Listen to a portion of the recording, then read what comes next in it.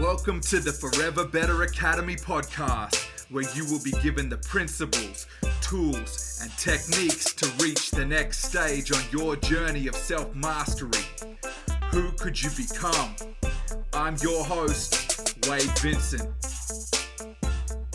Hey guys, today I want to go through something with you that was a very impactful lesson that I received.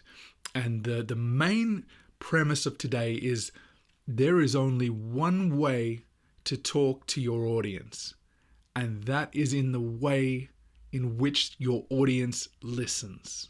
Okay, so this one was a big one for me, very much a turning point, a moment in my music career where I received this lesson, and it was a massive shift in the way that I approached things and the way that I thought about not only who I was, but how I went about bringing value to those around me. So if you are new here, thank you for joining us on today's episode of the Forever Better Academy podcast. My name is Wade Vincent, and you can follow along on all the social media channels under @Forever Better Academy or @I'm Wade Vincent. So with that said, what I want to jump into is really the beginnings of this, right? So when I started making music, the entire purpose and intent and reason that I got into making music in the first place was I wanted to share lessons and things that I had learnt in my life for the benefit of helping other people.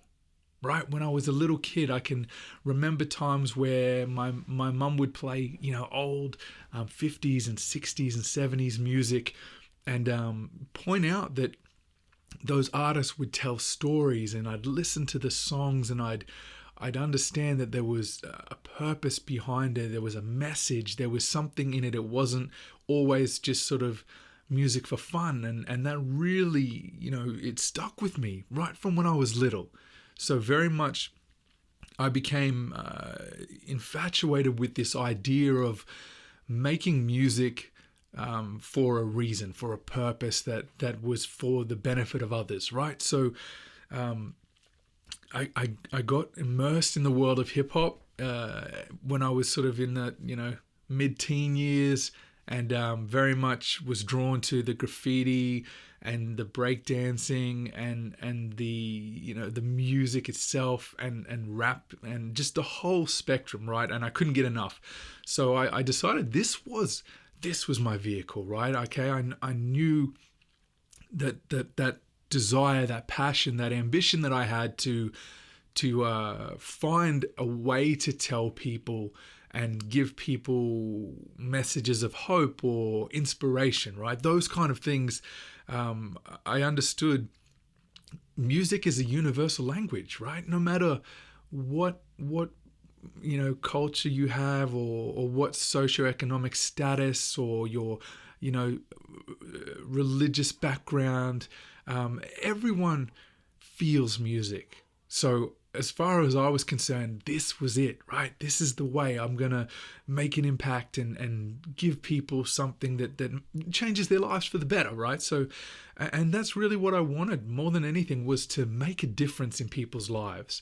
So I, dived in, head first, and started making songs and doing gigs and performing and just learning about how to record music and how to distribute music, the back before streaming and getting CDs and records pressed and putting out all these releases and video clips and the whole deal. And it was very much every sort of entire waking moment and every element and ounce of my being was focused into this, right? This was my mission, right?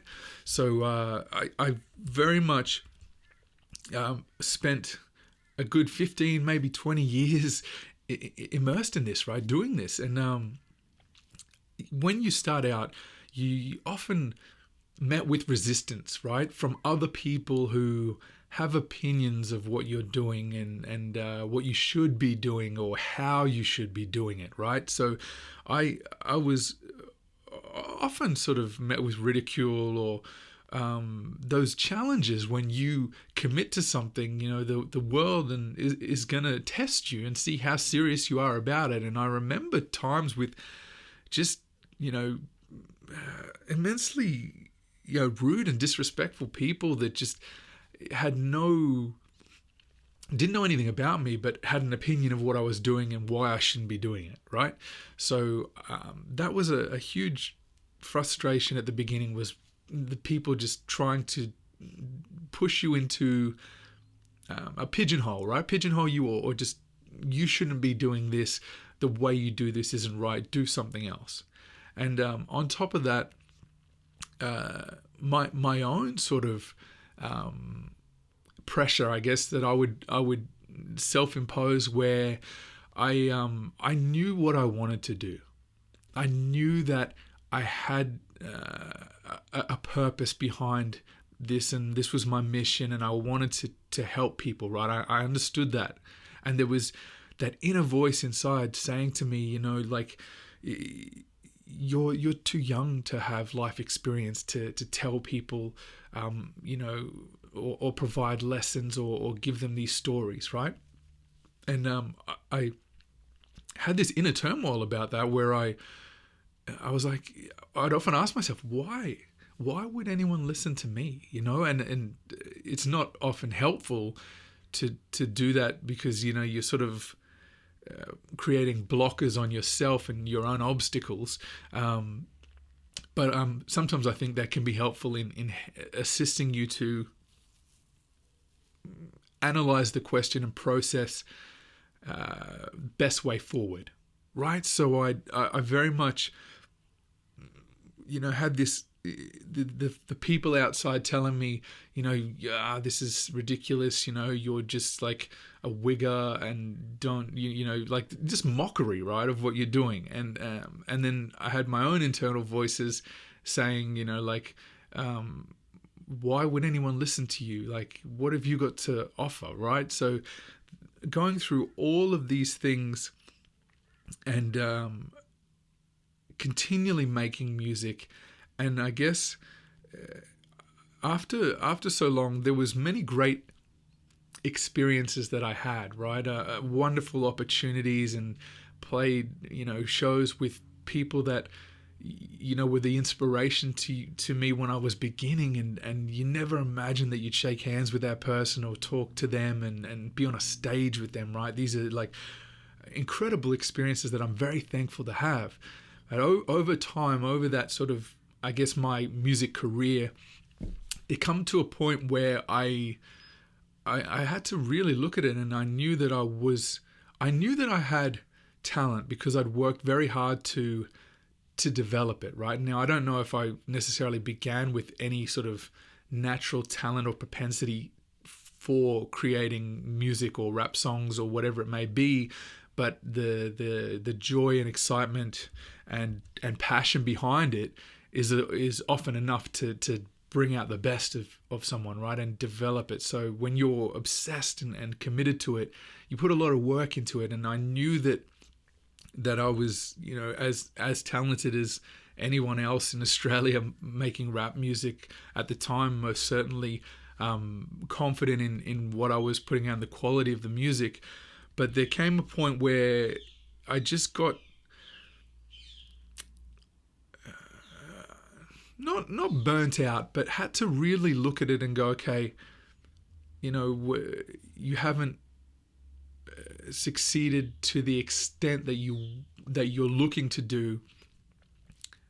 What's not working? What am I not doing right? Why haven't I cracked this or got to the point that I wanted to, right? Now, it's one of those things where you're immersed in the world, you're around those people, you've done lots of incredible shows and had great opportunities and released albums and toured around the country and done lots of great things, but you just don't break through, right? And I remember really coming to terms with maybe this is the end of it. Maybe it's time for me to stop doing this. And the real moment when I sat back and had to analyze it and figure out why I was where I was at, the epiphany moment, the real takeaway for me was understanding after everything that I'd done in my music career, I was making music for myself, not for others. And that was the key turning point, that moment that was a massive mind state shift for me, and a resolution of where I wanted to be compared to where I was, and understanding my actions and why I was where I was at, if that makes sense. So I remember at that moment, it was like a clarity, because it was the first time that I truly understood. The entire time that I'd been making music, I was making music that satisfied me, right? I was proud of what I'd put together, the compositions of the songs, the lyrics, the stories, what I was talking about, but it wasn't received widely because I wasn't talking effectively to my audience, right? Like, my audience can't be an audience of one of myself. Like, I'm not going to create an album and then put it out and purchase it myself, right? Do you know what I'm saying? So it was a revelation, and I understood. And then I started to see and compare that to my what's the word I'm looking for? Not colleagues, but the other artists that were around at the time, and the kind of music and styles and genres that they were doing, and what was being received well. And it was a real turning point to understand you have to listen to what the audience is asking for, right? And it's a massive impact that gave me that have carried on into every aspect of my life, right? It's really interesting, because you think about every interaction you have with anyone in life, the best interactions and experiences that you have, and that are the most beneficial and helpful, are the ones where you listen and understand what the other party is seeking, and you can help and support them and provide that to them, and give them what they're after. And it's a completely different experience, right? That was, as the title of today's episode suggests, you have to really talk how your audience listens. And when I went through this, I probably could have taken that time at that moment and gone through that shift and pivot and take my style and adjust it and change it into something that was more widely received, or what the audience of listeners was seeking. But by that time, I think I'd gotten to a point where it was a turning point, and it had run its course, and I needed to find the next stage, the progression from there. So I think what was crucial here was to basically regroup myself, right, and understand, why am I doing what I'm doing? And now that I have this newfound knowledge and information and understanding of what wasn't working, how do I take that and apply it to my mission, to my purpose and my cause, what I'm really here trying to do, right? And it took me at least 6 months where I was very much lost in who I was, because so much of my identity was tied into the rapper, Prophet Razor. This is who I am. This is my persona, my personality, my beliefs, like the role I'm playing, right? Ultimately, our identities are a collection of thoughts and ideas and concepts that we make up about ourselves and our beliefs, and we determine who we are and who we want to be, right? Which is why, on a side note, I know that anyone can change and become whoever they want to be. I say it all the time. Who could you become, right? It's a decision, right? So I had to go back to the drawing board and question, why am I here? What am I doing? What do I want to do? And ultimately, who am I? So I went through a big deep dive, right? And a massive shift and transition in my life. And I made the call and understood that I had to leave music behind. It had served its purpose. It had got me to the point, to that pinnacle moment, and provided the lesson that I needed, which is what life often does. And I acknowledged it, and I owned it, and I took it on, and I made a call and a decision based upon that.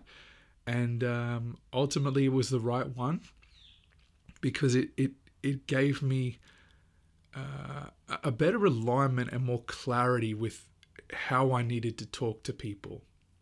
And when I understood that, I basically changed the vehicle.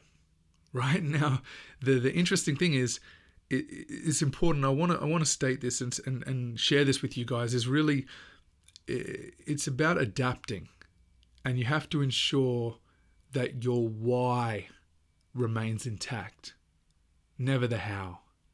Right? The how is just the byproduct. If you know why you're doing something, you can always find a how. Right? So first and foremost, I understood that the important, most relevant piece of all of it was my desire to share lessons and stories and make an impact in other people's lives for the benefit of other people, so that they can avoid pains and struggles and stresses and problems and things that I went through that I don't want other people to go through. And when I was clear on that message, on my why, I understood that it doesn't need to be music as the vehicle, right? And right now I'm sitting here with you guys talking through the podcast, through the YouTube channel with the same intent, the same purpose, only I have a bit more clarity in understanding, the better ways to communicate with you guys. And it was like a sort of sigh of relief, like this weight off my shoulders, because it brought me back in alignment with my purpose and my mission. And I had the new vehicle, and I had the way to reach out to people in a different context, in a different sort of medium. And then you have to keep moving and progressing and going forward from there, right? So I was excited again, and the worry and the stress sort of shifted and moved away, because I now had the way to move forward from here, right? So I think what's important in this is really, again, to stress that, remaining true to the mission, right? I learned the value, and I learned the importance of adapting to ensure that vision always remains clear, right? And it's very easy to get overwhelmed or disheartened or lost in it, right? I know, actually, yeah, okay, there's a good way to put it. When I realized that I was not going to continue pursuing my ambition in music with a career, right, in music, never did I question the reason behind why I was doing music, right? I never, and this is important, I think anyone who's going through that struggle or feeling a little lost or unsure, or you're in that transition phase between where you were in your life and where you're going in your life, if you keep sight of why you were doing what you were doing, the how will come about. Right? I never questioned, I never thought, maybe I shouldn't be trying to help people. Like that thought didn't even cross my mind. When I say it out loud, it almost seems like ludicrous, right? I just had to understand why it wasn't working. The way in which my audience was listening was different to the way that I was expressing the lessons and stories that I was trying to share with them, right? So it was a very powerful, as I say, lesson in my life, because it felt like that's foundation for so much more of the reach of every interaction and experience that I have in life, right? And I'm thankful because of that lesson. Without that lesson, I would have never improved in so many other aspects of my life that have really